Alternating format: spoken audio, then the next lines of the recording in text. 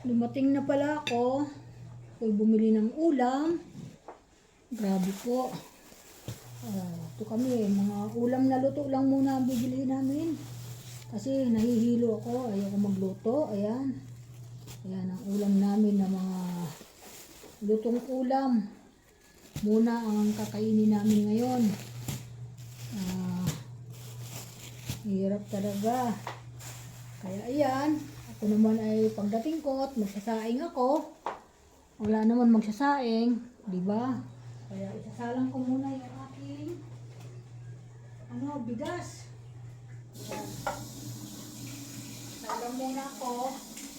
At para nakasalang na ako ng sinaing. Pagdating ng alas 12, kakainin na lang para sakto yung oras.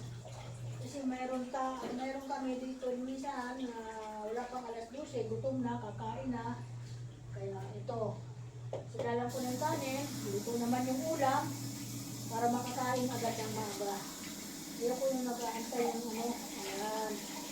Tapos ayan, ang pagsasahin ko pala, ayan po ay tinatakal ko. Kasi para po hindi malata, masarap ang kakainin natin. Kung halimbawa, 2 takal na bigas, ay 2 takal din pong tubig na kasama, mga idol. Ganun po yung aking gawain para po makontrol yung ating pagsabaw ng ating kakainin na bigas. Yun po. Tapos po, ako naman po ay maghuhugas ng pinggan kasi wala ako naghugas ng pinggan. Ako pa din na maghuhugas. Yun po, mga idol. Yan. Ano ako, ganun ako. Yan. Kaya, ganun ko na.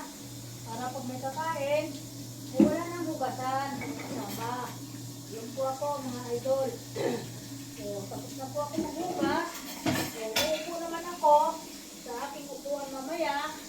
At magpapahinga. Kung ano-ano, hawak na ng sipon. Yun po yung aking pinakapahinga na kasama. Yan po. Mabilisan lang po ang trabaho para tayo po ay hindi na mamadali. Kahit naman po kung nagmamadali. Kaya ayan. Di ba mga idol? Wala pa naman po tubig dito. Ayan. Ito. Di ba mabilis lang po ang trabaho pag ating ginagawa. Kaya na po pag hindi ginagawa, nahihirapan tayo sa ating trabaho. Kaya ganoon. Ayan po. Ayan. Diba po? Tapos lang po. Wasi-wasi lang mo. Kailangan ganun ako. Huwag po natin